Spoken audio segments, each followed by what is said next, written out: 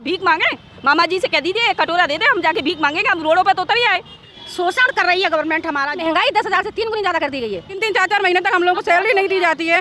पूरा 1 साल हो गया है, हम लोगों को आंगनवाड़ियों का भवन भाड़ा नहीं मिला है। हर जगह पर हमको नजरअंदाज किया जाता है, केवल काम के लिए हमको बुलाया जाता है। मैं सहायिका हूँ, मुझे 5,000 रुपए मिलते हैं, मेरे 3 बच्चे। आप बताइए मैं कैसे पालन पोषण करूँ? महिला बाल विकास के अलावा BLO की ड्यूटी कराई जाती है, स्वास्थ्य विभाग का हम काम कर रहे हैं। जो मजदूरों को भी एक दिन में 600 रुपए दिया जाता है, हमारा तो मजदूरी से भी कम मानदेय हमको मिल रहा है। इस समय मैं हूं मध्य प्रदेश के मुरैना ज़िले में और मेरे आसपास आप देख रहे हैं कई महिलाएं। जी हां, वो महिलाएं, वो बेटियां जिनकी चिंता दिन रात करते नहीं थकते मध्य प्रदेश के मुख्यमंत्री शिवराज सिंह चौहान, लेकिन इत्तेफाक से ये भी सड़कों पर हैं। सोचिए आप, हर कोई सड़कों पर नज़र आ रहा है अपनी मांगों को पूरा करवाने के लिए, यानी कि मध्य प्रदेश की सरकार सुनने को तैयार नहीं है, तभी ये शायद सड़कों पर है। अगर सुन लेती तो शायद इस सर्दी के मौसम में अपने घरों में होती या कार्यालयों में कार्य कर रही होती, लेकिन मध्य प्रदेश के मुरैना की सर्दी में इस सड़कों पर बैठने को मजबूर हैं। यह आईना बेहद दिखाना ज़रूरी है, जिससे आंखों के सामने जो भी दुनिया दिखाई जाती है जनता को सरकार के द्वारा, ज़रा उससे परत हट जाए। नमस्कार, मैं हूँ गिरिराज शर्मा और आप देख रहे हैं सरल टॉक। सभी से अपील है कि इस आवाज़ को सब्सक्राइब कीजिए और इसे सोशल मीडिया के हर प्लेटफॉर्म पर शेयर कीजिए, जिससे ये मांग, ये आवाज़ शिवराज सरकार के कानों तक पहुँचे और साथ ही साथ हर नागरिक तक भी पहुँचे, जिससे उन्हें पता चले कि मध्य प्रदेश में ये बेटियां, ये बहू बेटियां कितनी परेशान हैं। हम महिलाओं से ही बात कर लेते हैं, उनकी क्या मांगें हैं और क्यों वो सड़कों पर बैठने को मजबूर हैं। क्या नाम है आपका? रजनी श्रीवास्तव। रजनी जी, ये बताइए, आप लोग इतनी संख्या में, मैं देख रहा हूँ कि दूर दूर तक जो है महिलाएं बैठी हुई हैं, क्यों बैठी हुई हैं? सर, ये हम लोगों की 1999 में आंगनवाड़ी में नियुक्तियाँ करी गई थी। उस समय किसी कारणवश इसके पर नज़रअंदाज नहीं, निगाह नहीं थी सरकार की। वो मतलब लेडीज़ों को नियुक्ति की गई मात्र 500 रुपये में। 500 रुपये से हम लोग लड़ाई लड़ते आज हमें शासन ने 10,000 रुपये तक पहुँचा तो दिया है, लेकिन महंगाई 10,000 से 3 गुनी ज़्यादा कर दी गई है। इसका 5,000 मिलते हैं। इसका अंदाज़ा आज है। अगर आज हम लोग इससे संतुष्ट होते तो हम लोग अपने घरों से निकल के आंगनवाड़ी बंद करके आज सड़कों पर नहीं बैठे होते। आज हम इसलिए बैठे हैं कि हमारी पहली मांग ये है, 20 साल से लड़ते हम लोग, हमारी पहली मांग है कि हमको शासकीय कर्मचारी घोषित किया जाए। इसलिए क्योंकि हमारे अलावा हमारे महिला बाल विकास विभाग क्योंकि इसके अलावा हमें अन्य विभागों में नियुक्त कर दिया जाता है, BLO की ड्यूटी पर लगा दिया जाता है। इसके अलावा पेपर होते हैं, उनकी ड्यूटी पर लगा दिया, लेकिन हमें अथॉरिटी कहीं भी नहीं दी जाती है।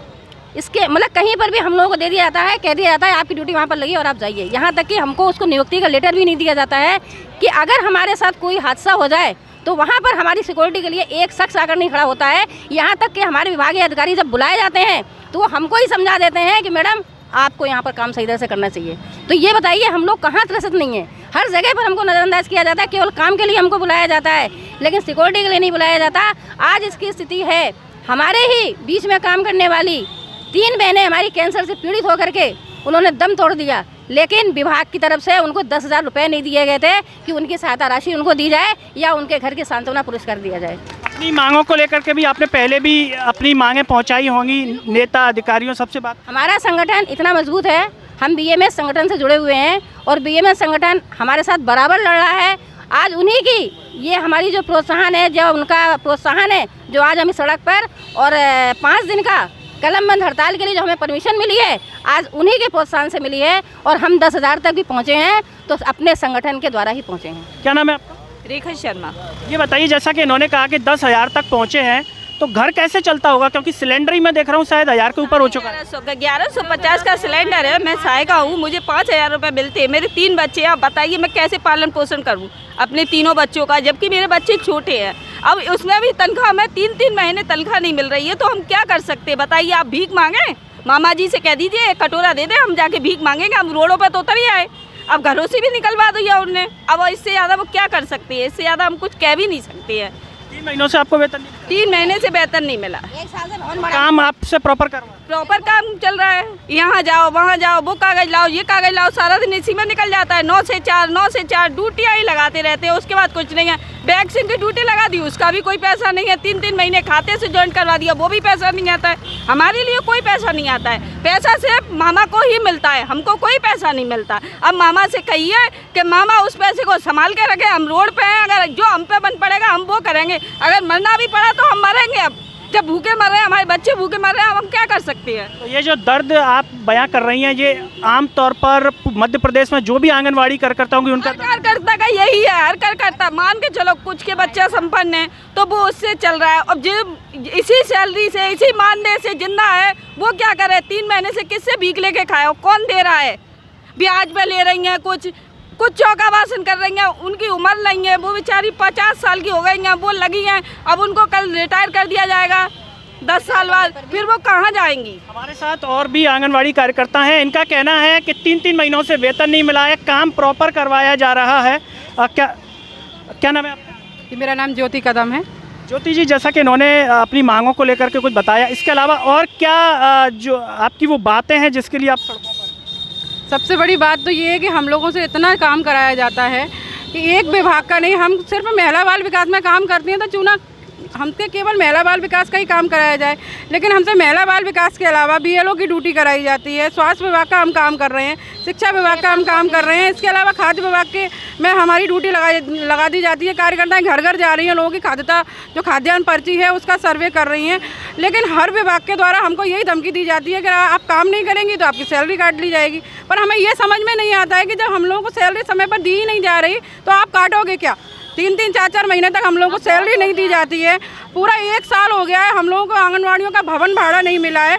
अब आप हमें ये बताइए कि 1 साल तक हमें भवन भाड़ा नहीं मिला, हम किस तरीके से अपनी आंगनवाड़ी केंद्रों का संचालन कर रहे हैं। जैसे आपने कहा कि दूसरे कार्य भी आपसे कराए जाते हैं, तो उन दूसरे कार्यों का वेतन अलग से दिया जाता है? नहीं, बिल्कुल नहीं। केवल बीएलओ का काम है जिसका थोड़ा बहुत पैसा हमें मिल जाता है, लेकिन हम लोगों पर इतना ज़्यादा प्रेशर रहता है।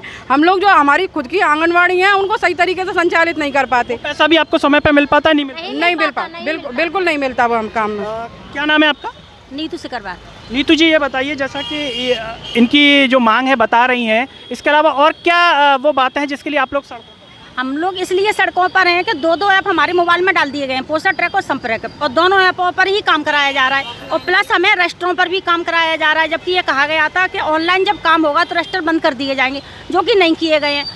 2 ऐपों में से एक ऐप को हटा दिया जाए, एक ऐप पर ही काम कराया जाए। और मैं सरकार से ये भी कहना चाहती हूँ कि जो संविधान में दिया गया है कि समान वेतन पर समान कार्य पर समान वेतन मिलना चाहिए, वो संविधान में जो अधिकार दिया है वो अधिकार हम लोगों के लिए लागू क्यों नहीं है?